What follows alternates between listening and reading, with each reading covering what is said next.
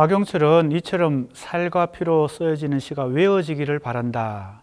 지금 읽은 인용문에서 우리가 이것을 확인했습니다. 외워지는 시다 하는 것은 역시 가슴에 느낌이 있을 때 절로 읊어 나오고 읊으면 느낌이 일어나는 시를 박용철은 얘기하고 있습니다. 이 표현에서도 우리가 뭘 유추할 수 있냐면 시를 생리와 체험에 근거한 청각적 감흥의 대상으로 본다. 읊는다는 것이 음악적 속성이 있다는 겁니다. 청각적 감흥의 대상으로 본다. 그래서 박용철에게 있어서 시란 곧 노래다. 자, 이것이 이제 명확하게 논리적으로 표현되지는 않았지만 곳곳에 박용철의 서술에서 유추할 수 있는 어떤 시의 형식적 측면입니다. 가슴에 느낌이 있을 때 절로 시가 읊어 나오는 것은 감정의 자발적 유출이라는 워즈워스의 낭만주의적 표현론에 닿아 있다.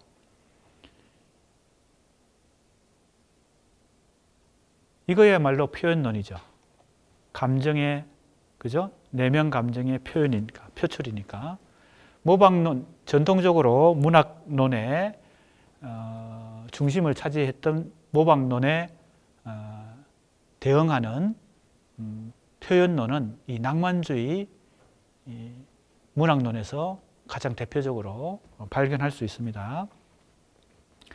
자, 박용철은 이 관점을 수용 과정에도 적용하여 창작 과정에서 시인이 음악적 특성을 가지고 시를 창작할 뿐만 아니라 수용 과정에서 독자도 음악적 특성을 살려서 시를 외워야 된다는 겁니다. 그죠? 그래서 시를 읊으면 느낌이 일어난다. 그죠? 독자도 시를 읊을 때 또는 외울 때 느낌이 일어난다. 시를 노래로 보고 그 느낌과 표현을 중시한 이런 관점은 박용철의 시론이 생리에서 자연스럽게 흘러나오는 음악적 운율, 그래서 운율이 역시 음악적 특성을 잘 표현하고 있어서 이것을 중시한다는 것을 알 수 있습니다. 박용철의 문학관에서요. 생리와 음악적 운율을 중시하는 태도는 박용철이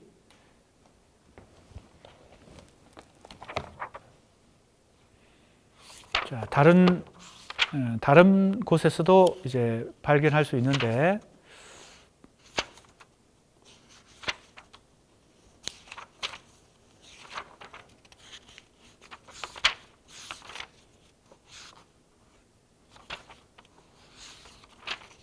자, 이 부분도 한번 봅시다. 조금 이제 빨리 진도를 나가야 될 것 같습니다. 시인은 천성이요 배아되는 것이 아니라 하며 시란 감정의 자연스러운 발로며 분방한 횡익이다 라고 요약한 바 있습니다. 185번 박용철의 신미시단의 해고와 비평에서 이렇게 언급했어요. 거의 워즈워스의 낭만주의 시관하고 유사합니다. 천성이라 그랬으니까, 그죠? 천재의 작품이다. 서구 낭만주의 시관과 밀접한 관련성을 가지죠. 자, 그래서 이런 특징들을 우리가 살펴볼 수 있습니다. 자, 생리와 음악적 운율을 중시하는 관점은 사상이나 이념을 중시하거나 사회의식이나 현실 개념과 단절된 것이 이제 박용철 비평의 특징인데 그것과 단절된 채 독자적이고 자율적인 시의 형태를 요구하게 됩니다. 그래서 이제 그 다음 또 인용문을 보도록 하겠습니다. 시의 주제되는 감정은, 자, 이제 감정에 대해서 이제 어떻게 얘기하는지 봅시다.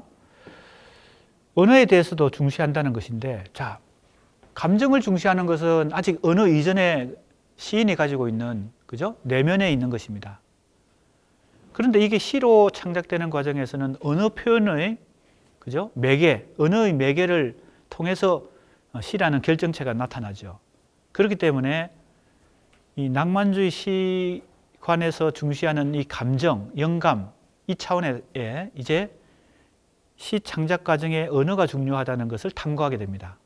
그러니까 박용철은 낭만주의, 소박한 낭만주의 문학관에서 사회적 비평도 탐색하고 언어 표현 과정, 그죠? 시 창작 과정에서의 언어 표현도 탐색하는 그런 다양한 탐색을 정기 비평에서 하게 된다는 얘기가 되겠습니다. 시의 주제되는 감정은 우리 일상의 감정보다 그 수면이 훨씬 높아야 됩니다. 이 앞에서도 한번 나왔죠. 그죠? 시문학 창간에 관하여라는 글에서 이미 얘기했습니다. 물은 높은 데서 낮은 데로 흘러듭니다. 우리가 그 시를 읽을 때 거기서 우리에게 흘러나오는 무엇이 있을 것이 아닙니까? 그게 감정이나 영감입니다. 더 고귀한 감정, 더 섬세한 감각이 남에게 없는 더를 마음속에 가져야, 남에게 없는 더, 그러니까 보통 사람들은 가지지 못하는 더 뭐예요? 고처에 있는 것이 필요하다. 더라는 게 필요하다. 그래야 시인이 된다. 이런 얘기입니다. 그러나 이 더는 나타날 더야 할 것입니다. 자, 이 말이 뭐예요? 감정, 내면 속에 아무리 더 고처에 높은 곳에 있는 감정이나 영감이 있다 하더라도 그걸 언어로 표현 못하면 시인이 못 되는 겁니다. 그죠? 내면에는 아무리 높은 감정을 가지고 있어도 표현을 못하면 안 되니까 나타나야 할 더. 그죠? 그 말입니다. 그래서 이제 언어에 대해서 중시하게 됩니다. 우리의 감각이 촉지할 수 있는, 나타나 있는 것만이, 이제 감각이란 말이 나옵니다. 감정은 내면에 있는 것이고요. 감각은 이게 겉으로 드러나는 겁니다. 청각적으로도 드러날 수 있고 시각적으로도 여러 가지 감각으로 드러나는 거니까 감정은 아직 언어 표현 이전이고 감각은 언어 표현 과정입니다. 그래야 감수의 대상이 된다. 그렇죠. 맞는 말이긴 하죠.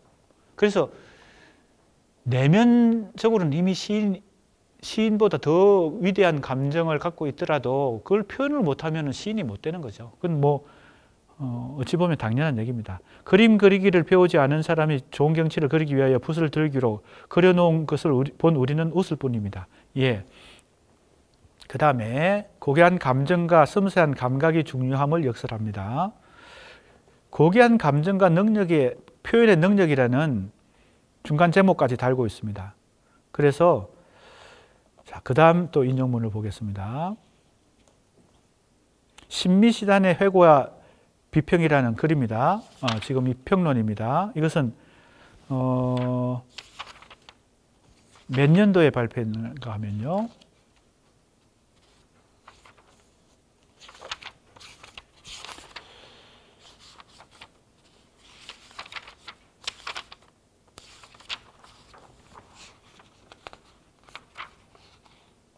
예. 발표 연도는 잘 안 나와 있는데.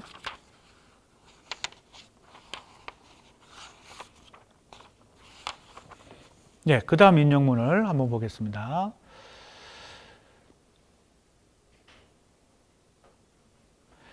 이러한 태도 변화는 실제 비평을 살펴볼 때 소박한 인식의 차원에 머무를 뿐 그 방법을 체득하거나 구체화하지는 못한 것으로 판단된다. 이 말은 뭔가 하면요. 어느 감정, 내면 감정에만 치중하지 않고 그것을 표현하는 언어에 대해서도 관심을 가졌는데 박영철이, 그러나 실제 비평을 할 때 그 언어를 얼마나 구체적으로 분석하고 해석하는가 하는 점을 볼 때는 아직 거기까지는 미치지 못했다는 겁니다. 그 예를 지금 이 비평문에서 살펴볼 수 있습니다. 실제 이제 시인들의 작품 혹은 시인들을 평가할 때 얼마나 언어적 분석을 가지고 작품 분석을 하느냐에 이제 초점을 맞춰 보면 언어가 중요하다라는 얘기는 하지만 실제로 시인들의 작품을 언어 분석을 통해서 하지는 않습니다. 이때 그는 긴 그림을 의미합니다. 그의 시는 한 개의 독특한 개성입니다. 그는 새로운 도시의 미를 이해합니다. 그는 걸핏 모더니스트라 부르지만은 그에게는 그 향락적 요소가 없습니다. 거기서 도려혀 간열픈 예상을 추구합니다. 그는 이제 언어의 요소를 연구하고 있는 연금학자입니다. 이런 식으로 상당히 인상주의적으로 역시 비평을 합니다. 언어 분석을 통해서 시를 분석하는 건 아니고요. 그 다음에 밑에 내려가 보면요. 지용의 시를 만나라거든 시문학지를 덜 주십시오. 아, 미안합니다. 영랑의 시를 만나라거든 시문학지를 왜 아까도 얘기했지만 김영랑이 시문학 동인이거든요. 정지용도 그렇고요. 그러니까 주로 박용철이 옹호하는 시인들은 정지용, 김영랑 이런 시인들입니다. 그래서 지금 김기림에 대해서도 언급했지만 지금 정지용에 대해서 얘기하고 그 다음에 영랑에 대해서 얘기합니다. 지용에 대해서는 그 위에 이렇게 얘기합니다. 1, 2, 3 하고 손을 펴면 거기서 망국기가 펄펄 날리는 말씀의 요소를 부립니다. 이렇게 표현해요. 그러니까 이게 언어를 치밀하게 분석하는 그런 차원이 아니죠. 굉장히 인상주의적이죠. 표현도 비평문이 그런 식으로 쓰여집니다. 영랑의 시를 만나려거든 시문학지를 덜 주십시오. 그의 사행곡은 천하일품이라고 나의 좁은 문견을 가지고 단언합니다. 이런 식의 비평을 지금 하고 있습니다. 그래서 아직은 실제 비평에서 언어에 대해서 분석하는 데까지는 미치지 못하고 있다. 그래서 실제 비평에 있어서 직관적으로 파악한 소박한 형태의 인상을 피력할 뿐 그 인상의 근거나 작품의 구조를 체계적으로 분석할 만한 비평 능력을 보여주지 못하고 있다. 이런 이제 평가를 할 수 있습니다. 정기 비평에서 그렇다는 겁니다. 하지만 관심은 내면 감정만 중요한 것이 아니고 언어 표현이 중요하다라는 얘기를 하고는 있습니다. 효과주의적 비평 논강에서 그가 스스로 제시한 효과에 민감한 계량기, 효과의 예보인 청우계로서의 비평적 직능에 못 미치는 거죠. 사실은 자기가 그 비평가는 예민한 감각을 가진 천재여야 된다고 했는데 언어에 대해서 이렇게 거의 인상주의적인 그 뭡니까 차원만 지금 표현하고 인상을 피력하고 있을 뿐이니까 사실은 자기도 그런 예민한 비평가의 직능을 지금 수행하지 못하고 있다고 볼 수 있습니다. 그 다음에 이러한 기계주의적 비평이 우리에게 흥미 적은 것은, 자, 이건 이제 비판적으로 얘기하고 있는데요. 우리에게 흥미 적은 것은 물론이나 그 이후의 인상주의 비평, 이것은 오늘날까지도 많은 애호자를 가지고 있다 하면서 인상주의 비평을 옹호합니다. 기계주의적 비평과 인상주의 비평을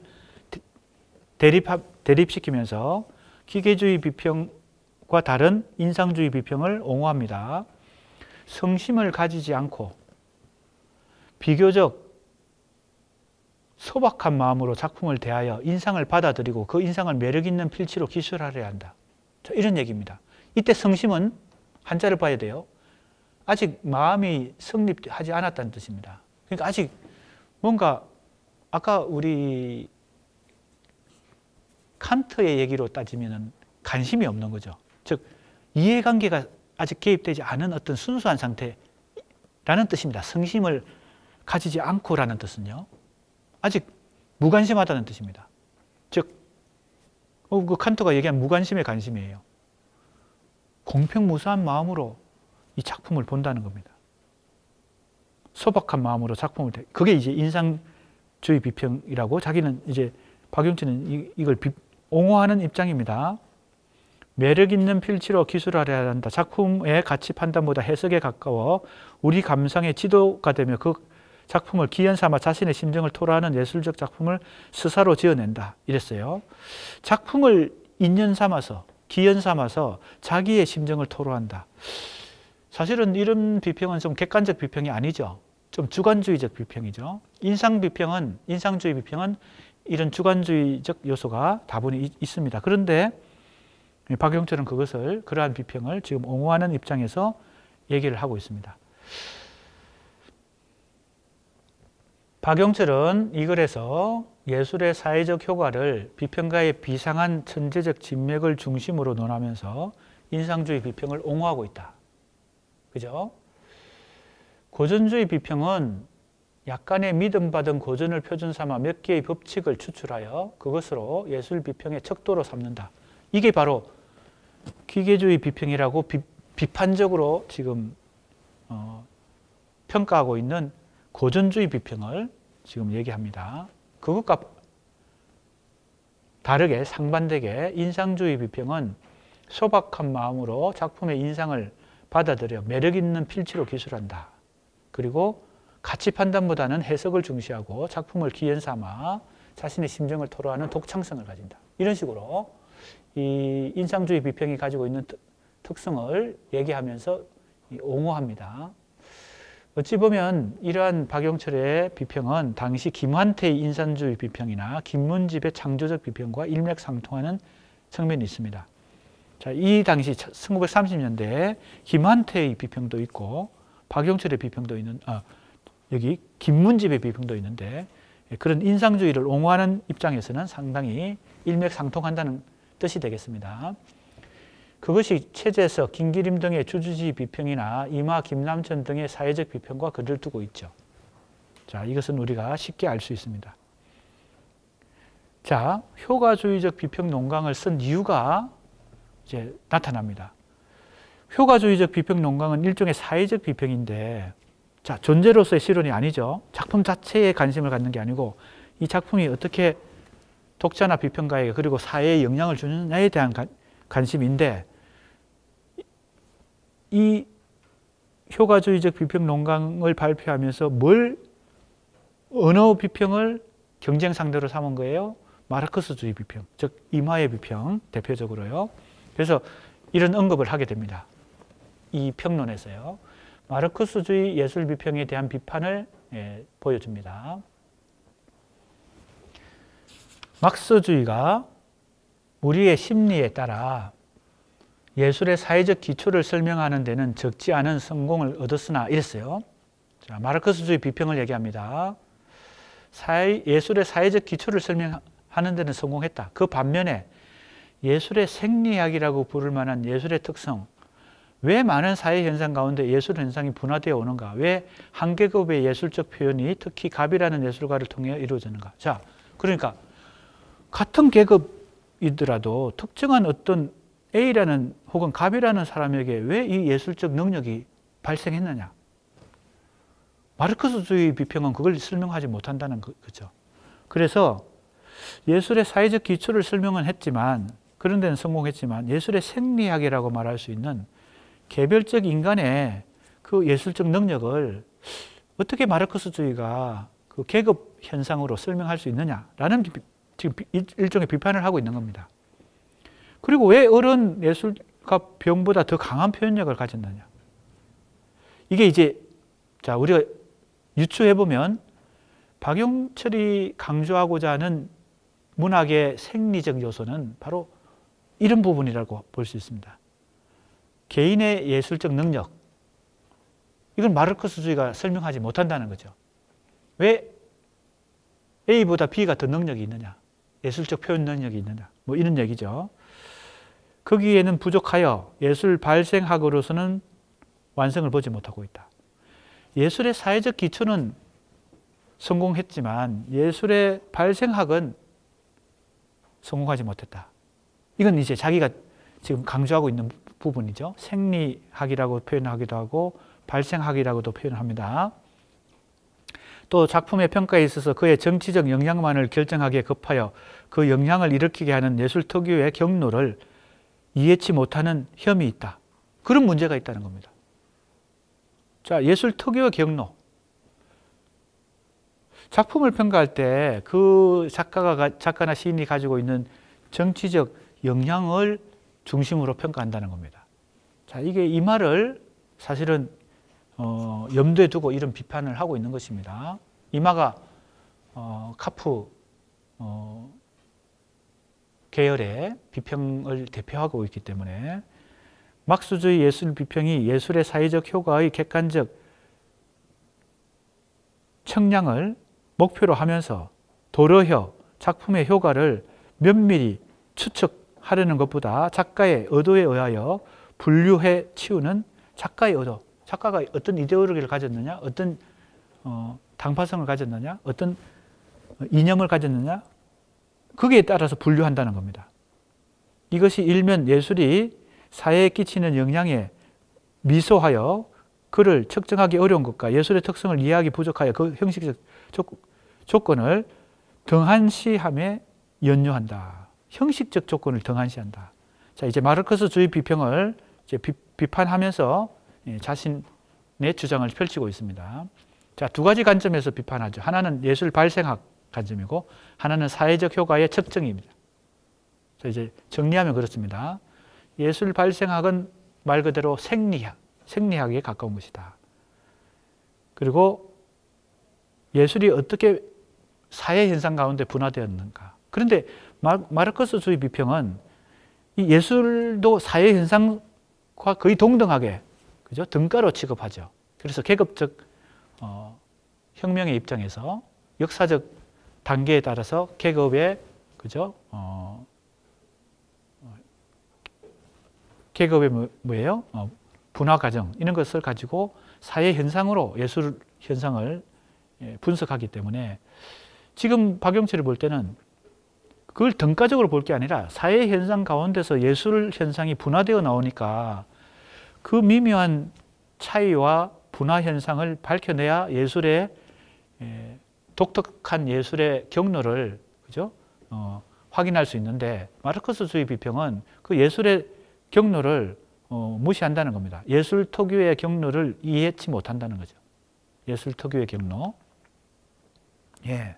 그것이 이제 첫 번째, 이제 사회 현상 가운데 예술의 분화 양상을 밝혀내지 못한다. 그리고 정치적 영향이나 작가의 의도, 즉 세계관을 기준으로 작품을 평가하는 마르크스주의 비평을 사회적 효과의 객관적 측량과 형식적 조건의 이해가 부족하다. 자, 그래서 박영철은 소박한 낭만주의적 문학관에 머물면서 이마의 리얼리즘 비평과 김기림의 모더니즘 비평과 경쟁하려고 하는 게 아니고 스스로 이 낭만주의 문학관에 국한되지 않고 사회적 비평 혹은 창작 과정의 언어에 대한 관심, 이런 것으로 자신의 관심을 계속 넓혀가면서 경쟁하고 있다, 이렇게 볼 수 있겠습니다.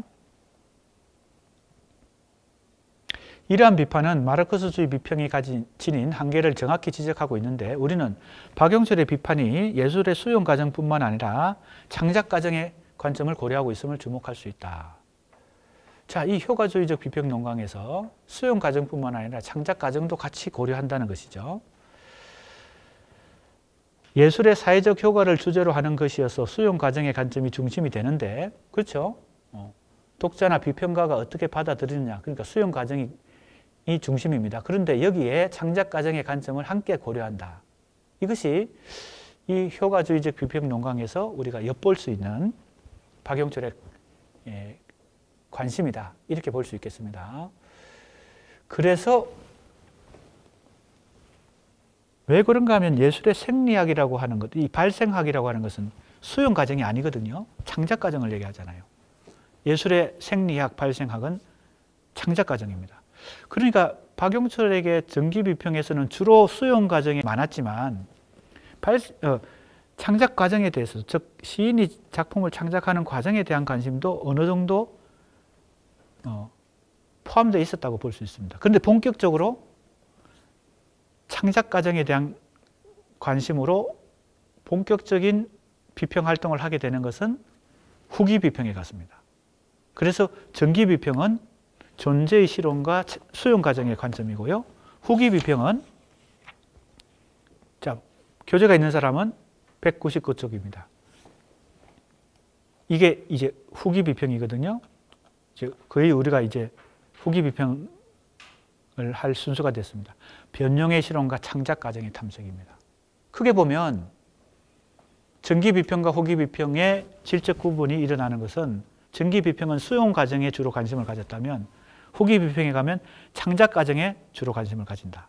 즉 시인이 시를 창작하는 과정에 관심을 가진다, 이런 얘기가 되어 있습니다. 자, 그리고 전기 비평은 존재의 실론이었다면 후기 비평은 변형의 실론이 됩니다. 자, 이것이 크게 박영철의 전기 비평과 후기 비평을 질적 차이를 내 나름대로 판단하는 요소가 되겠습니다.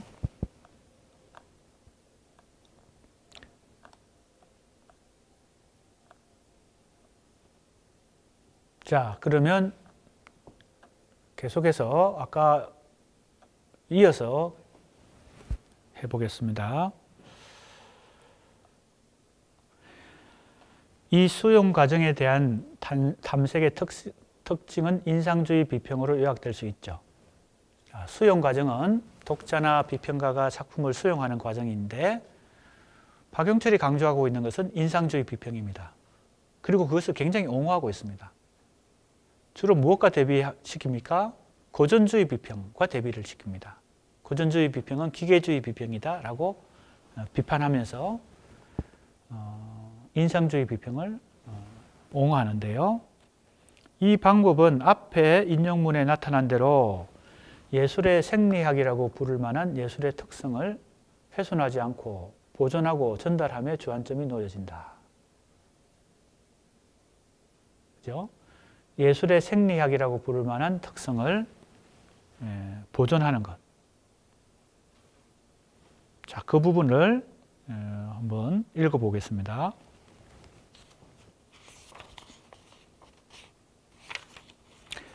요새 보통 부르주아 문학론이라고 불려지는 문학론을 보면 문학은 쾌감을 일으키는 것.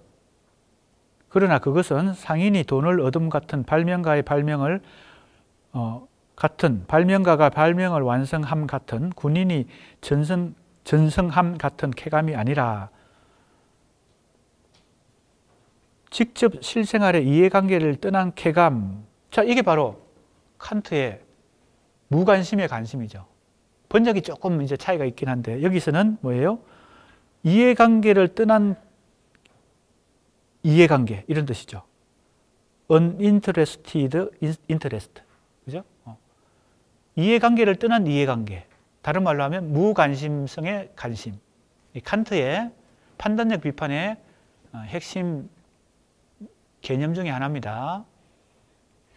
내가 아까 얘기했듯이 이해관계가 개입되지 않은 그죠? 순수한 상태에서 문학과 예술 작품을 감상할 때 혹은 비평할 때 그것이 정당하다는 얘기를 했죠.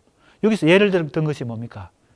상인이 돈을 얻는 거, 그 다음에 발명가가 발명하는 거, 군인이 승리하는 거, 전쟁에서 승리하는 거, 이런 것이 다 관심인데 혹은 이해관계인데 이런 것에서 벗어나는 거, 그것이 이제 뭐예요? 이해관계를 떠난 쾌감, 실행에 의한 쾌감이 아닌 간조에 의한 쾌감을 말한다. 즉 이게 간조가 바로 그런 뜻입니다. 무관심을 뜻합니다. 이해관계가 개입되지 않았다는 뜻입니다. 이때 간조는요. 예술은 추상적 관념에 의해서가 아니라 구체적 형상에 의해서 표현하는 것이며 사회에 끼치는 영향도 논리의 슬보기로서가 아니라 감정의 전념으로 한다. 자, 효과주의적 비평 논강에서 사회적 비평을 하면서 어떻게 문학예술 작품이 사회에 영향을 주느냐, 엄밀히 작용하고 간접적으로 작용한다고 얘기하면서 여기서 얘기하듯이 뭐예요? 논리적으로 설득하지 않고 감정으로 설복한다, 감정으로 전념시킨다 이렇게 얘기하고 있습니다. 이것이 이제 박영철이 보는 효용론, 즉 문학예술 작품이 사회에 끼치는 영향입니다. 문해의 사회적 영향을 논함에 이 문해의 독특의 경로를 무시하는 것은 앞에서도 예술의 경로를 무시한다고 하면서 마르크스주의 비평을 비판했잖아요. 문해의 독특의 경로를 무시하는 것은 그 영향 그것에 대한 측정을 불가능하게 할 것이다. 이렇게 말하고 있습니다. 지금 다 효과주의적 비평 논강에서 얘기하고 있는 것입니다. 그래서 이제 칸트의 미적 판단, 이게 취미 판단입니다. 칸트가 취미 판단이라고 말할 때 그 취미는 우리가 지금 상식적으로 얘기하는 그 취미가 아닙니다. 문학과 예술을 감상하고 평가하는 것을 취미 판단이라고 얘기합니다. 칸트의 미적 판단에 있어서 무관심의 관심을 원용한 것이고, 그죠? 칸트를 다 읽었다는 겁니다. 그러니까 감정의 전념은 톨스토이의 감정의 전념성과 관련되어 있다. 이 얘기는 톨스토이가 말한 것이거든요. 이 두 가지 관점을 결합해서 박영철은 이런 얘기를 자기 나름대로 이런 비평을 하고 평론을 쓰게 된 거겠죠. 가장 핵심은 모네 특유의 경로를 강조하는 것입니다. 그게 생략되어 있는 것이 마르크스주의 비평이라고 지금 비판하고 있으니까요. 그리고 그가 상징한 것은 예술의 생리학이고 발생학이다, 이렇게 볼 수 있습니다. 생리학으로서의 예술, 그것이 바로 낭만주의 시간의 토대가 되는 칸트의 주관적 관념론의 미학과 관련성이 있다. 칸트의 판단력 비판, 칸트는 판단력 비판에서 이론 이성과 실천 이성을 매개하는 시도. 이게 바로 이론 이성이 뭔가 하면요, 순수 이성 비판이고요. 실천 이성이 실천 이성 비판이거든요. 그것을 쓰고 나서 나중에 맨 마지막에 세 번째 이 3대 저서 중에서 3대 비판서 중에서 세 번째 판단력 비판을 쓰게 됩니다. 이게 바로 뭐예요? 이론 이성과 실천 이성을 매개하는 바로 뭐예요? 예술에 대한, 그죠? 비판입니다. 칸트의 비판서에서 비판이라고 하는 개념은 우리가 상식적으로 얘기하는 그 비판의 의미가 아닙니다. 누굴 비판한다? 지금 우리가 공부하고 있는 이 대목에서도 박용처럼 마르크스주의 비평을 비판하고 있잖아요. 그 비판이 아닙니다. 이 비판은요, 칸트가 말하는 개념으로서의 비판은 간단히 얘기하면 이런 뜻입니다.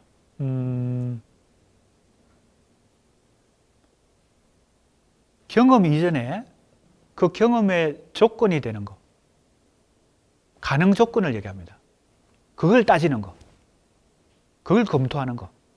경험 이전에 그 경험을 가능케 하는 가능 조건을 따지는 것, 이겁니다.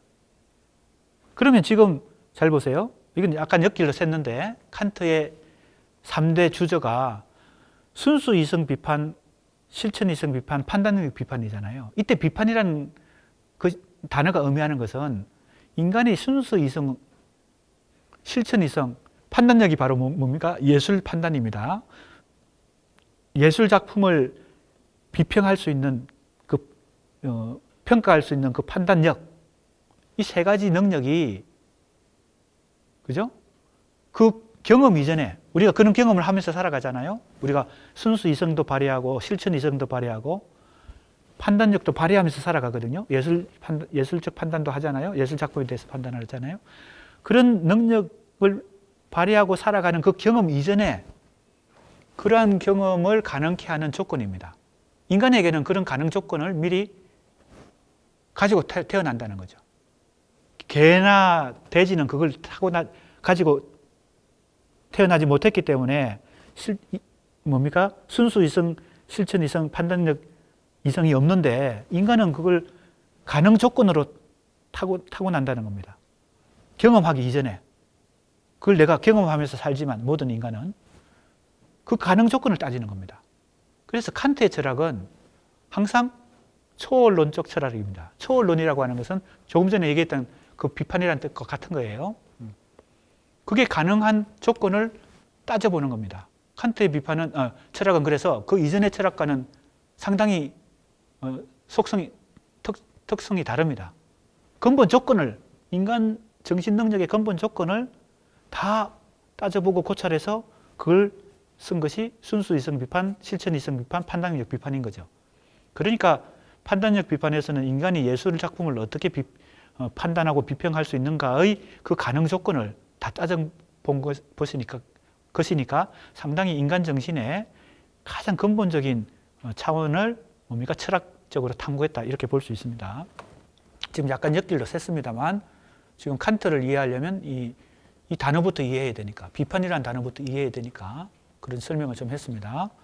그래서 미적 판단과 관련된 주된 내용은 예술 형식의 한목적성, 미적 판단에 있어서의 무관심성. 여기서 나오죠? 무관심성. 예술적 판단을 할 때는 무관심성을 가지고 해야 된다. 즉 이해관계에서 떠나서 해야 된다. 그리고 뭐 예술 형식은 한목적성을 가진다. 예술적 표현에 있어서 천재의 개념, 이런 것들이 다 칸트의 판단력 비판에서 유래하는 것입니다. 예술 형식의 한목적성은 미적 형식의 경우에 예술의 아름다움은 한목적성의 형식으로 고찰된다. 미적 판단의 무관심성은 즉 이해관계에 얽히지 않고 오히려 쾌감과 불쾌감 같은 감정에 의존한다. 그 다음에 이런 요소들이 이제 칸트로부터 다 유래했다. 그리고 칸트에 있어서 예술의 주체는 예술 작품을 아무런 모방 없이 창조할 능력이 있는 천재다. 이렇게 보았습니다. 그래서 천재적 개인으로서 예술의 주체가 성립한다. 박용철의 초기 비평은 이러한 예술의 자율성 이론을 내포하는데 당대 사회의 현실 문제나 시대적 상황, 즉 식민지 조선의 특수성 속에서 겪는 근대성의 역사적 전개에 무관심함으로써 소극적 의미의 미적 근대성에 국한된다. 이것이 이제 지금까지 박용철의 전기 비평에 대해서 큰 틀에서 뭐라고 했죠? 기억납니까? 존재의 실론과 수용 과정의 탐색. 그죠? 이제 후기 비평으로 가면 변종의 실론과 창작 과정의 탐색으로 질적 변화를 일으킵니다. 그 질적 변화를 일으키는 중요한 계기가 하우스만이라는 실론가의 실론에 영향을 받는 것이고, 하우스만의 실론을 직접 번역도 해서 문학 2권에 실게 됩니다.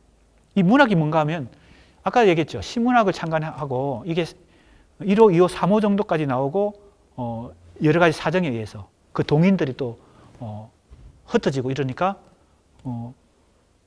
폐간하게 되는데 그 이후에도 종합지를 냅니다. 그 중에 하나가 이 문학입니다. 시 전문지가 아니고 시문학이라는 잡지는 시만 다루는 시 전문지인데, 시 전문 동인지인데 문학은 시, 소설 다 다루는. 그러니까 박용철이 시문학만 창간한 게 아니라 이 문학도 창간했죠. 자, 그것은 박용철 비평 중에서 이제 후기 비평으로 진도를 나가고 있습니다. 교재가 있는 사람은 199쪽이고요.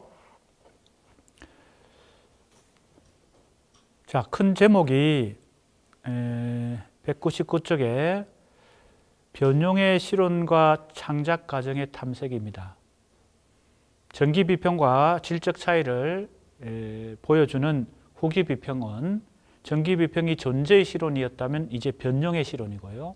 자, 이것부터 설명을 간단히, 결론부터 먼저 압축적으로 설명하고 이제 다시 차근차근 해보겠습니다.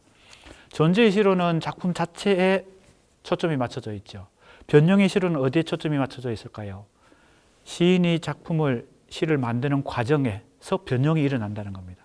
자신의 체험이 언어 표현의 과정을 거쳐서 언어로 결정되어서 시가 생성되겠죠. 시가 만들어지겠죠. 그 과정에서 변형이 일어납니다. 자, 그러니까 존재의 실론과는 차원이, 관점이 조금 달라진 거죠. 자, 당연히 그러니까 어느 과정입니까? 창작 과정의 관점입니다. 전기 비평에서는 수용 과정의 관점, 즉 비평가의 직능이 상당히 중요한 관점이었고, 또 비평가를 통해서 수용된 그 문학예술 작품이 사회에 어떤 영향을 주느냐, 이것도 관심이 있었죠. 두 가지 관점 사이에서 사실은 어떻게 보면 상충하는, 서로 충돌하는 그 면이 있었습니다.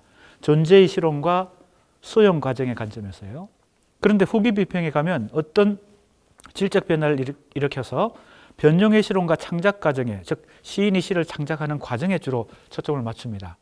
자, 그것이 후기 비평의 큰 특징인데, 어떤 질적 변화의 원인이 된 것은 바로 이 하우스만이라는 실론가의 실론을 박용철이 시의 명칭과 성질이라는 이 논문을 번역해서, 이 논문은 33년 2월에 캠브리지 대학의 레슬리 스티븐 강연에서 이 하우스만이 강연을 한 원고거든요. 이것을 문학이라는 자신이 창간한 종합 잡지죠. 그래서 제목을 문학이라고 붙였습니다. 그리고 건두 논문으로 발표했으니까 번역을 한 것이죠. 그런데 최초로 이 하우스만이 발표한 게 33년 2월이면 34년 2월이니까 정확하게 1년 만에 번역한 것입니다. 그 상황을 우리가 이해할 필요가 있습니다. 이를 통해 자신의 실론을 이론적으로 체계화하는 데 굉장히 큰 도움을 받습니다. 그래서 이후에 후기 실론으로 질적 변화를 일으키는데 이 계기가 된 것이 바로 하우스만의 실론입니다.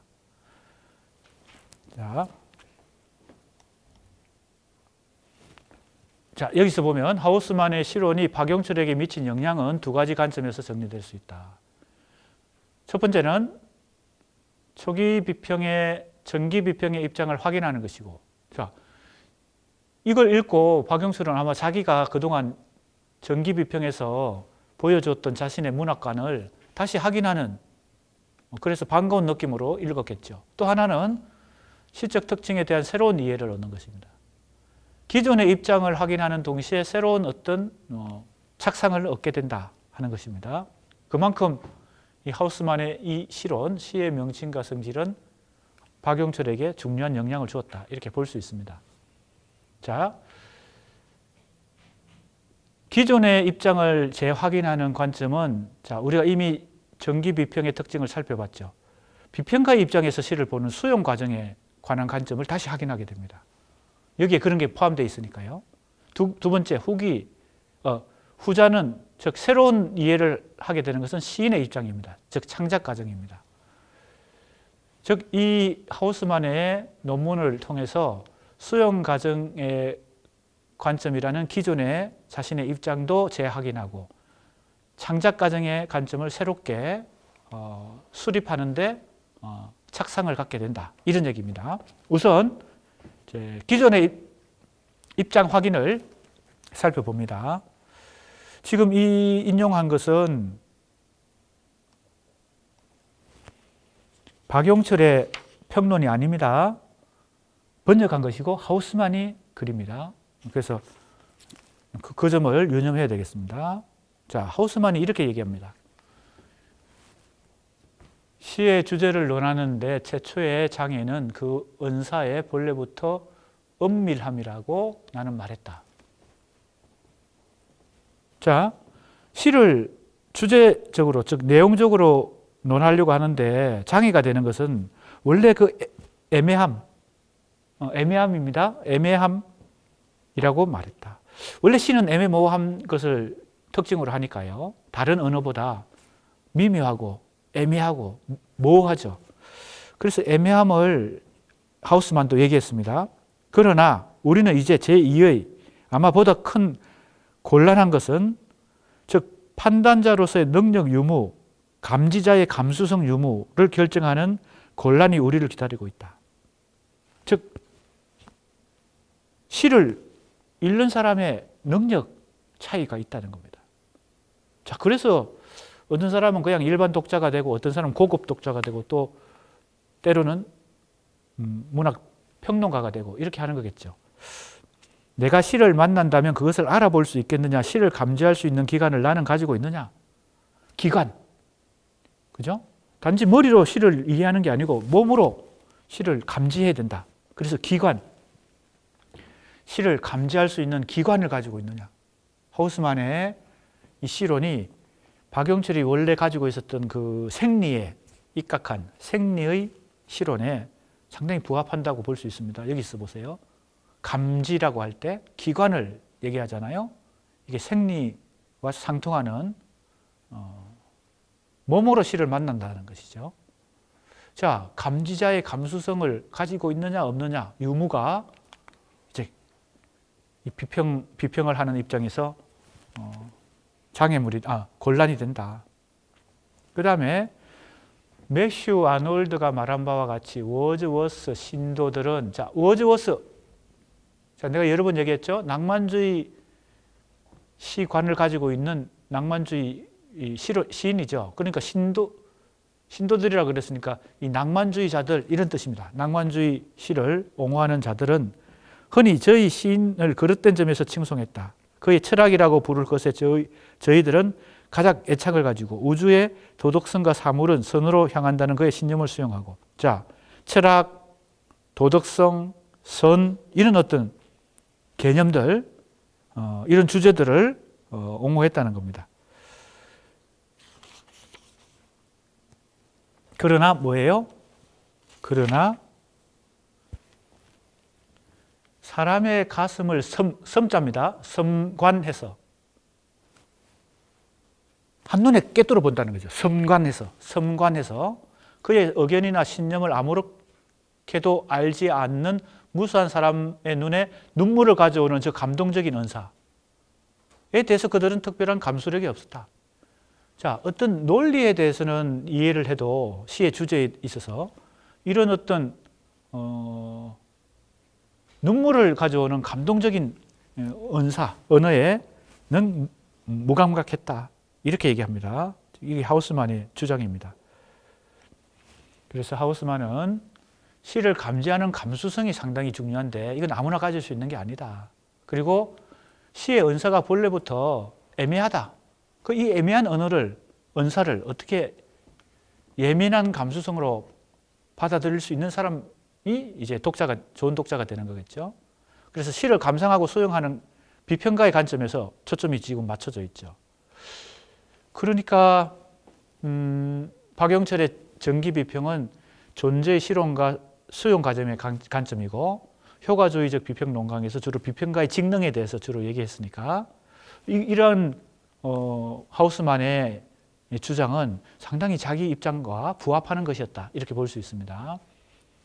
그래서 박영철은 이 서론을 번역까지 했겠죠. 자기가 영어로 읽어보고 상당히 관심을 깊이 가지고 그래서 자신의 기존의 관점을 확인하는 차원이 있었다. 이렇게 보여집니다. 그 다음에 두 번째 인용한 2번은 이제 구체적인 예를 드는 것입니다. 그래서 결국 하우스만의 주장은 시의 감상자나 비평가는 사상이나 도덕적 신념, 즉 대체로 이건 논리적인 것이죠. 시의 애매성과 감동을 내포한 시의 언어에 대해서 오히려 더 비중을 두고 시의 비밀은 거기에 있다라고 주장하는 것이 하우스만의 논문입니다. 자, 그렇다면 하우스만의 견해는 내용과 형식의 유기적 결합으로 요약될 수 있다. 이랬습니다. 자, 지금 이 하우스만의 이 논문에서 이렇게 얘기합니다. 이것도 인용한 것인데요. 여기 인용한 부분요. 인간성에 대한 그의 통찰의 심원함과 그의 도덕적 사상의 숭고함을 정당하게 찬앙입니다. 뭐 찬송하고 칭송한다 뭐 이런 뜻이죠. 찬앙했다 할지라도 이런 것들은 시 그 자체와는 다른 것이다. 자, 무슨 말입니까? 통찰, 사상 이런 것을 시에서 그런 주제를 발견하고 그 시를 칭찬한다 하더라도 그것은 시 자체하고는 다른 것이다. 시는 그것과는 좀 다른 어떤 비밀이 있다는 겁니다. 자, 이것이 하우스만의 얘기다. 그래서 참 무슨 말이에요? 논리로 파악할 수 있는 어떤 사상이나 신념 같은 것만 가지고 시를 다 이해할 수 없다. 시는 그것 이외에 논리와 사상과 신념 이외에 감동을 주는 어떤 요소 그것이 더 중요하다. 뭐 이런 얘기 아니겠어요? 그래서 내용만 중요한 것이 아니라 어떤 형식도 중요하다. 이렇게 말할 수 있기 때문에 이렇게 요약할 수 있기 때문에 하우스만은 같은 글에서 이제 이런 주장도 하게 됩니다. 계속 하우스만의 그리고 박영철이 번역한 것입니다. 문학 잡지에다가 번역 창간호에 실은 것입니다. 이 번역문을요. 그만큼 자신이 중요하게 생각하고 자기가 영향을 많이 받았기 때문에 창간호가 아니고 2호에 문학 2호에 그러니까 이것이 34년 2월입니다. 34년 2월. 그러면 내가 지금 맨 앞에서 박영철이 정기비평과 후기비평을 나누는 기준이 된 평론이 의례시단 총평이라 그랬거든요. 35년 12월이에요. 그러면 이거는 자기가 쓴 평론이 아니니까 하우스만의 글이고 이거는 번역한 것일 뿐이니까 이걸 기점으로 하기는 어렵습니다. 이거는 박영철의 자기 평론이 아니니까요. 다만 이거는 번역을 했고 이 번역을 통해서 새로운 질적 변화를 일으켜서 발표하게 되는 것이 35년 12월에 발표하는 의례시단 총평이고요. 그것은 더군다나 어떤 성격을 가지고 있었습니까?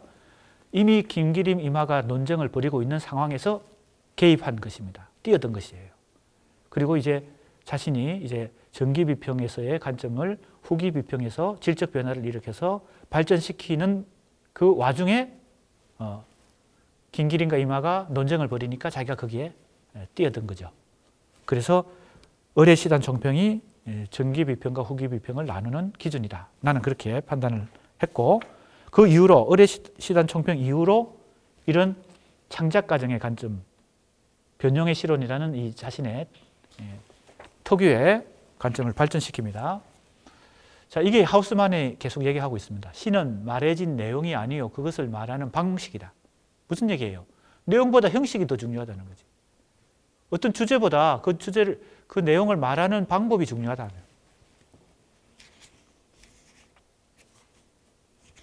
이런 얘기는 사실 지금 우리는 너무 흔하게 많이 들어서 알고 있는 익숙한 얘기인데요. 이 당시에 박용철은 한국 문학에서 이런 자신의 생각을 강하게 주장할 수 없는 그 주변의 여건 속에서, 상황 속에서 하우스만을 읽고 더 자기 생각을 정립했던 것 같습니다. 자, 이건 시는 내용보다 형식이 더 중요하다 이런 얘기인데요. 그러면 그것은 분리해서 따로 연구할 수 있는 것이냐? 언어와 그 지적 내용, 그 의미와의 결연이라고 하는 것은 결합이겠죠. 상상할 수 있는 가장 긴밀한 결합이다. 내용과 형식의 결합은 아주 긴밀한 결합이다. 우리가 생각할 수 있는 가장 긴밀한 결합이다. 혼성되지 않은 순연한 시 의미에서 독립된 시, 그런 것이 어디 있겠느냐. 혼성이란 말을 썼습니다. 내용과 형식이 혼합되지 않은 그런 내용과 형식이 어디 있겠느냐. 지금 그런 얘기죠. 시가 의미를 가지고 있을 때도 언제나 그러한 것이지만은 그것을 따로 끌어내는 것은 재미스럽지 않다. 그죠? 내용, 주제, 논리, 신념, 이런 거죠. 그 다음, 의미는 지성에 속한 것이나 시는 그렇지 않다. 그러니까 지성만 가지고 이게 이제 김기림의 논리라면 박용철이 거기에 대응할 수 있는 논리를 이 하우스만이 일종의 제공해 준다고 볼 수 있고, 좀 더 정확하게 말하면 박용철이 이미 생각하고 있었던 것을 하우스만이 다시 이렇게 일깨워 준다고도 볼 수 있습니다. 자기 생각을 하우스만이 이렇게 표현하고 있으니까요. 의미는 지성에 속한 것이나 시는 그렇지 않다. 만일 그렇다 하면 18세기는 더 좋은 시를 썼을 수 있을 것이다. 18세기에 형이상학파 시인들을 의미하는 것 같습니다. 영국의 형이상학파 시인들, 논리 위주로 시를 쓰고 굉장히 지적으로 시를 형상화했거든요. 그러니까 감성이나 감각이나 이런 것보다 논리적, 지적인 시들을 썼죠. 그래서 이름이, 그 명칭이 형이상학파 시다. 이런 게 붙었습니다. 자, 하우스만의 이러한 주장이 박용철에게 상당히 흥미가 있었을 것 같습니다. 하우스만은 내용보다 방식에 비중을 두고요. 내용을 따로 끌어내는 것은 바람직하지 않다. 그래서 내용과 언어에, 이때 언어가 이제 우리가 그냥 통상적으로 형식이라고 말하는 것에 속한다고 볼 수 있습니다. 언어와 내용, 즉 의미의 긴밀한 결합관계를 얘기하고요. 상상할 수 있는 가장 긴밀한 결합이다. 그래서 시가 지성과 논리로 분리하기 어려운 유기적 결합에 있다.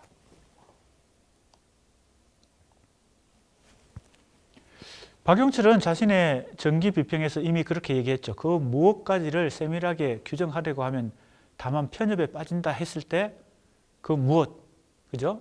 이 무엇이 어찌 보면 감정에 속하고 영감에 속하고 그러한 것인데요. 언어를 만나기 이전의 것이죠.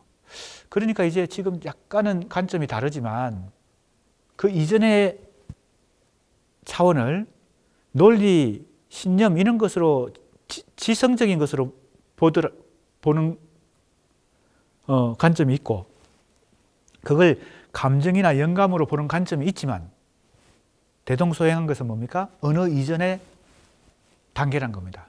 언어 이전의 차원이죠. 신념도 그렇고 논리도 그렇고 감정도 그렇고요. 다만 하나는 논리고 하나는 감정이라는 것 차이지 아직 언어를 만나기 전 단계거든요. 그러니까 이 둘 사실은 통상적으로 우리가 이걸 다 통틀어서 내용이라고 말할 수 있죠. 아직 형식 만나기 전에 내용. 그래서 이때 이 무엇은 박용철이 생각할 때 이 무엇은 논리나 신념이 아니고 어떤 감정적인 요소인데 그것은 세밀하게 규정하기가 어렵다라고 얘기했어요. 그리고 이 영향은 지극히 미세한 것이라서 비상한 천재의 진맥이 아니고는 알아낼 수 없다 했을 때 이 영향은 시가 독자에게 주는 영향이에요. 그래서 하우스만의 견해는 자신의 견해를 확인하고 재확인하는 그런 계기가 됐다 이렇게 볼 수 있습니다. 그래서 박용철은 바로 의례시단 총평 35년 12월에 기교주의 논쟁에 개입하는 거죠. 기교주의설의 허망 이거는 36년에 발표합니다. 의례시단 총평에 이어서 기교주의설의 허망까지 계속 논쟁 가운데 있는 것입니다. 논쟁을 지금 진행하고 있는 중에 있습니다. 그래서 임하와 그리고 김기림의 논리에 대응하는 자신의 논리를 이제 좀 더 정립해 나가는 그런 과정입니다. 자, 하우스만 실론, 시의 명칭과 성질의 번역이 박용철 실론에 미친 영향을 첫 번째 관점은 수용 과정의 관점에서 지금 살펴봤습니다. 이제는 창작 과정에 대해서 하우스만의 이 실론에는 이 두 가지가 다 있었던 거죠. 그렇죠? 자, 그러니까 이제 하우스만의 이 논문에 대해서 또 읽어보겠습니다.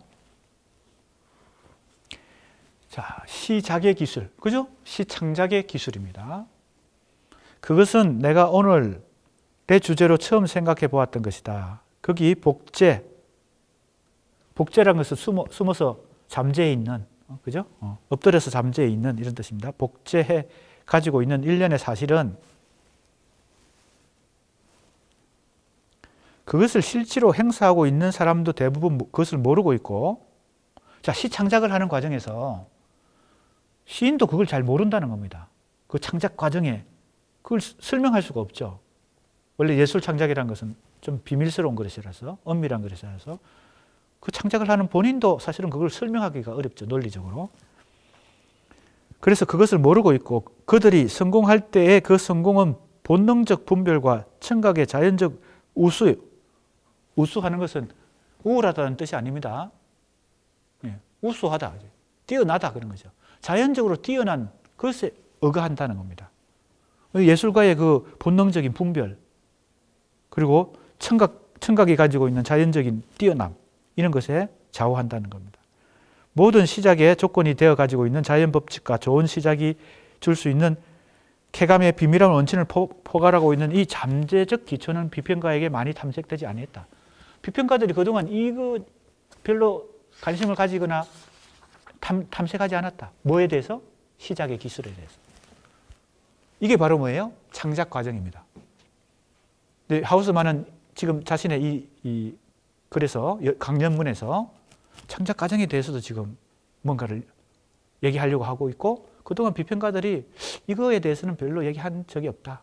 탐구한 적이 없다. 이렇게 얘기합니다. 자, 그 다음에 이제 중요한 내용이 나옵니다. 내 생각에는 시의 산출이란 제1단계에 있어서는 능동적인 것보다 오히려 수동적, 비지원적. 자, 비지원적. 이거 이해가 돼야 됩니다. 그러니까 쉽게 얘기하면 비의지적인 것입니다. 자기가 의지로, 능동적인 의지를 발동해서 시창작의 1단계가 시작되는 게 아니란 겁니다.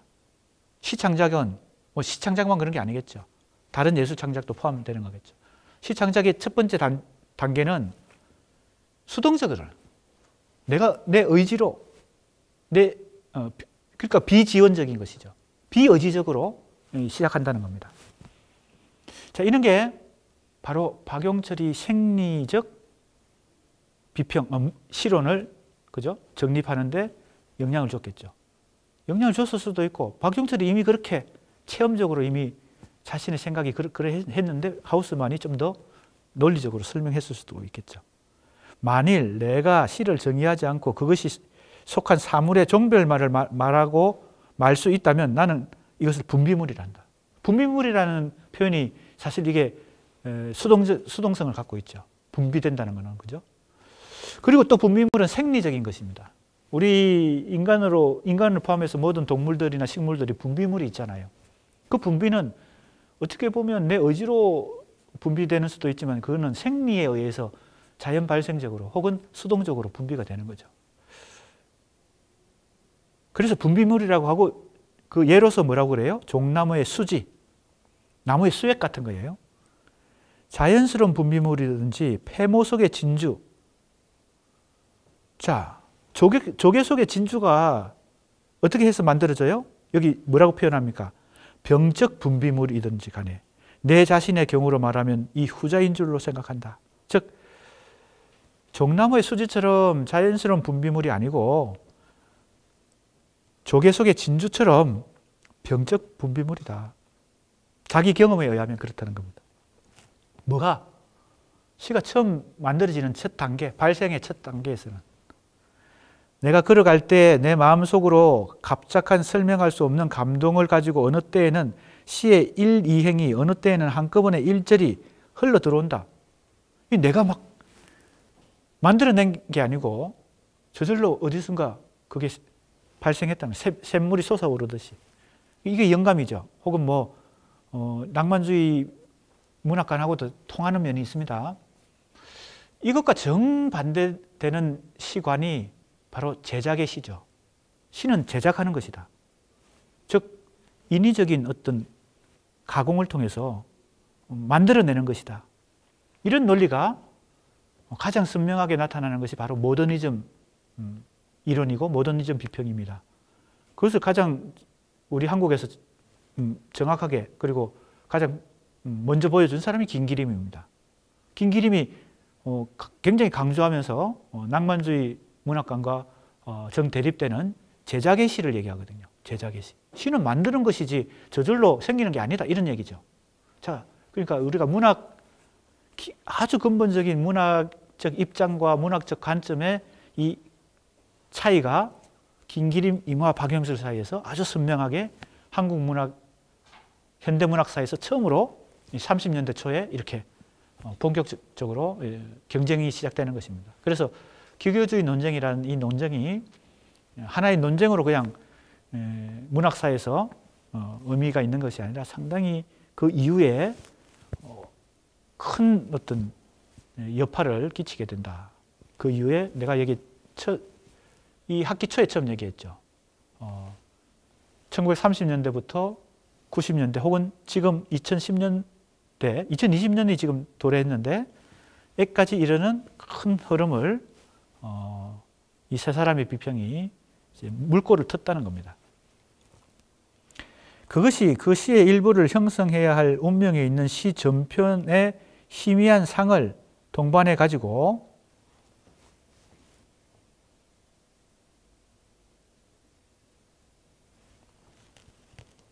그런 다음에는 1시간가량의 침정이 있고 잠깐의 휴식이 있고 가라앉음이 있고 그 다음에 아마 그 새암은 다시 샘이라고 비유를 했어요.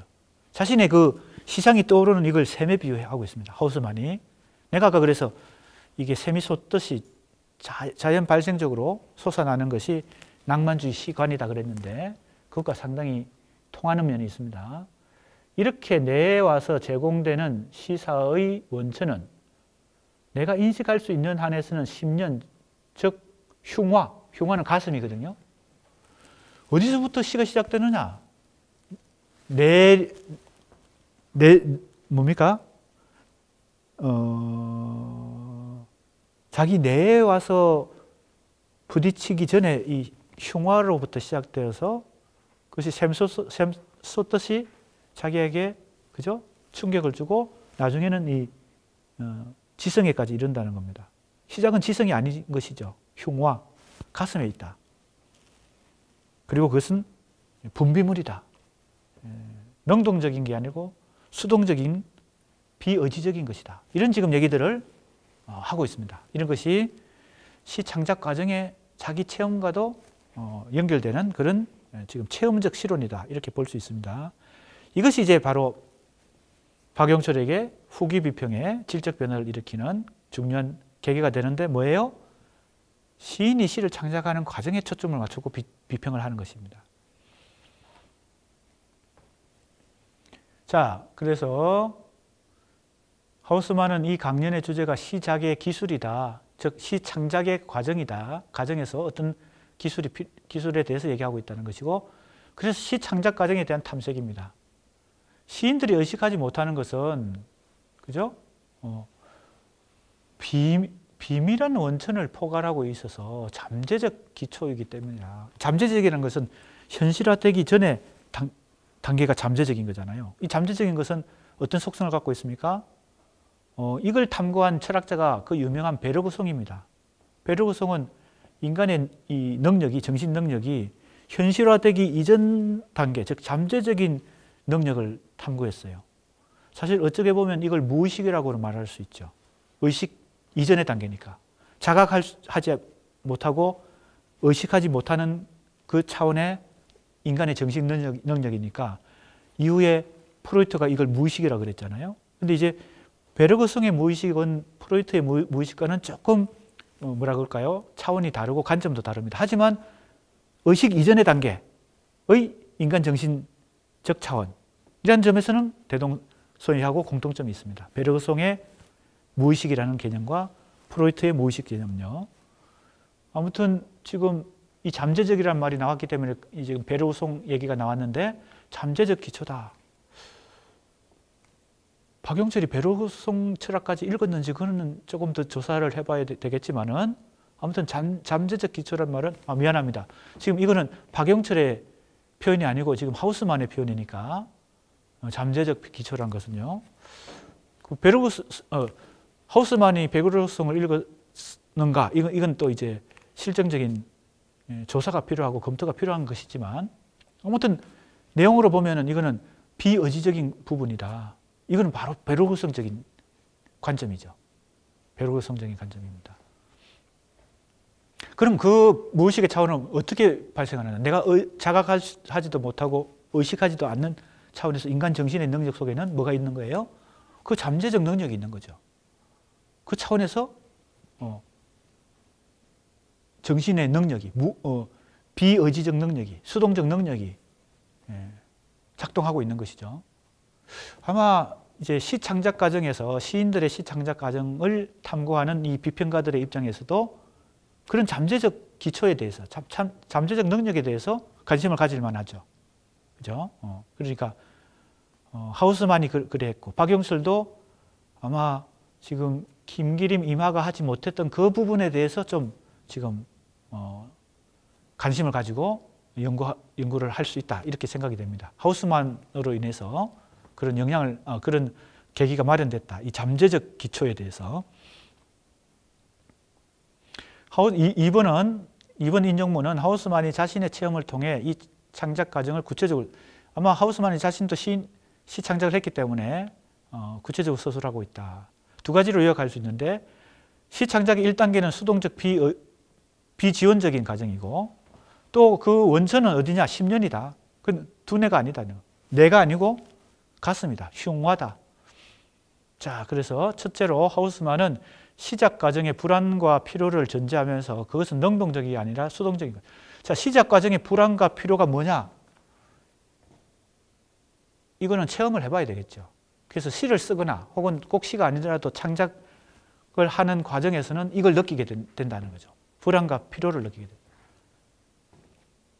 근데 그게 이제 아까 비유로 들었던 조개가 진주를 만들어내는 그 과정에서, 그죠? 그걸 뭐라고 표현했어요? 병적 분비물이라고 표현했어요. 병적 분비물.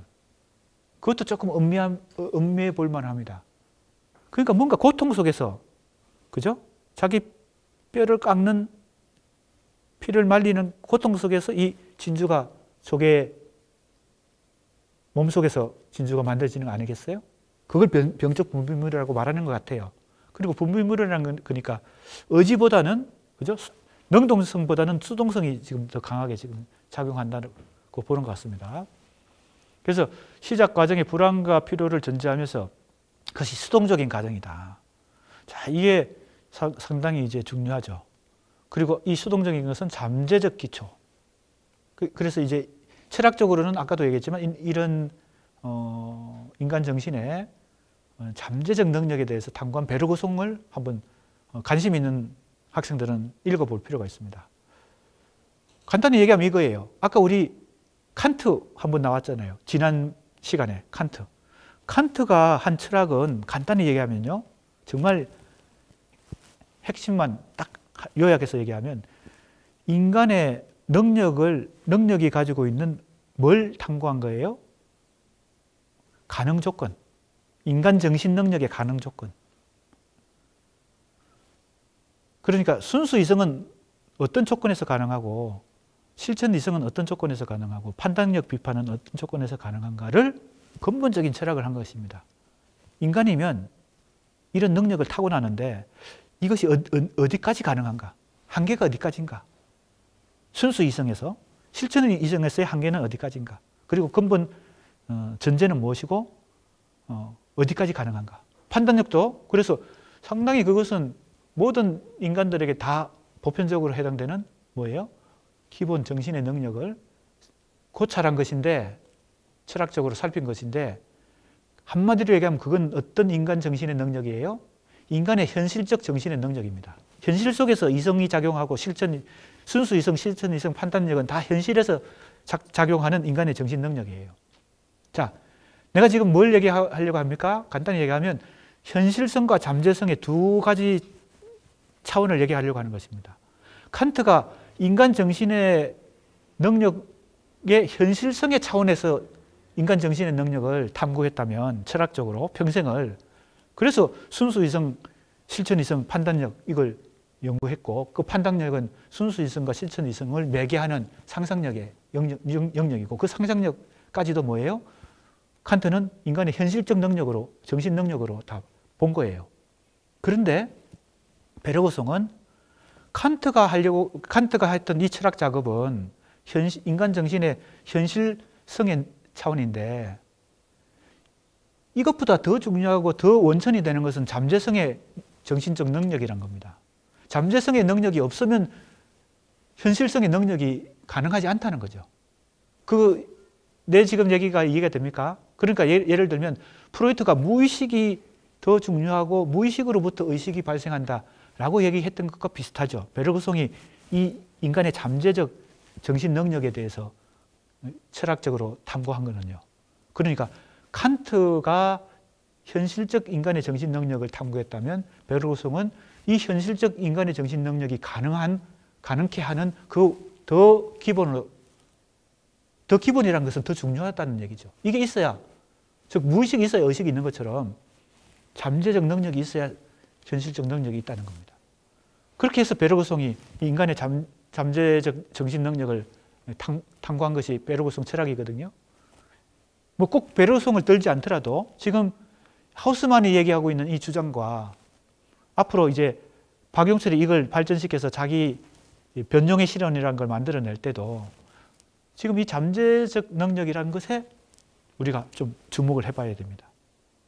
그러니까 시 창작 과정에서 현실적 인간의 능력, 창작 능력, 그 안에 잠재적 능력이 있다는 겁니다. 그거는 내가 의지로 혹은 내가 의식할 수도 없고 자각할 수도 없는 거지만 그 능력은 다르겠죠. 사람마다 다르겠죠.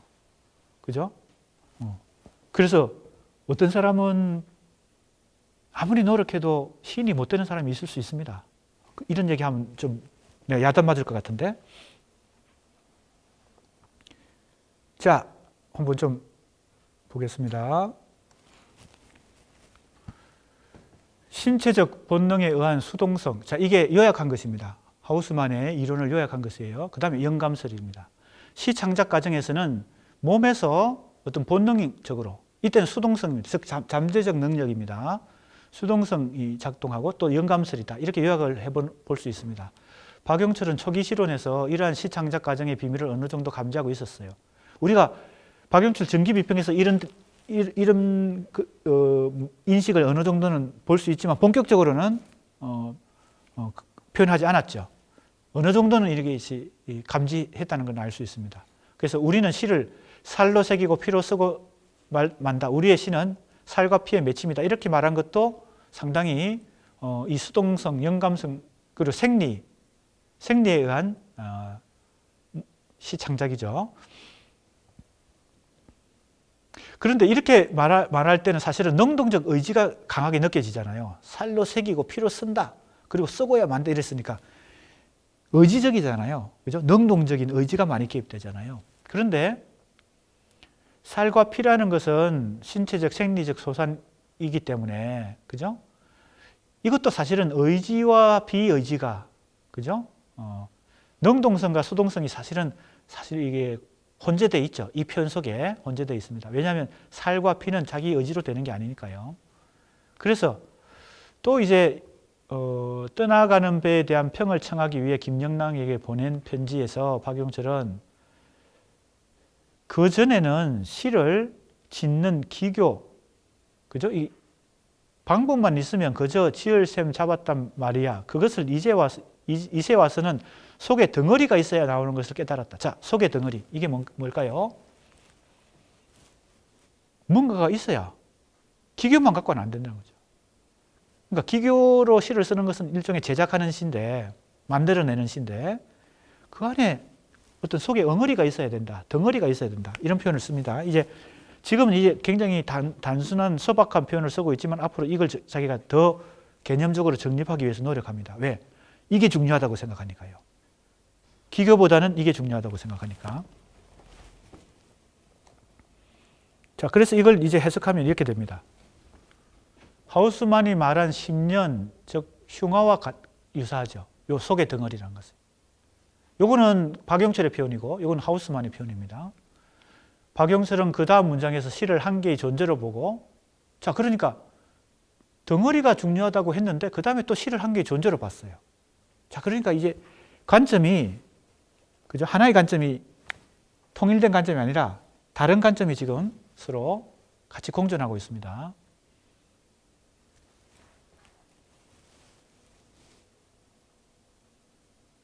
그래서 박용철은 전기비평에서 시 창작 과정의 엄밀한 비밀과 원천을 감지하고는 있긴 했지만 그 관점보다는 존재로서의 시, 즉 존재론에 더 주안점을 두고 이 창작 과정보다는 비평가가 수용하는 과정에 더 치중을 했습니다.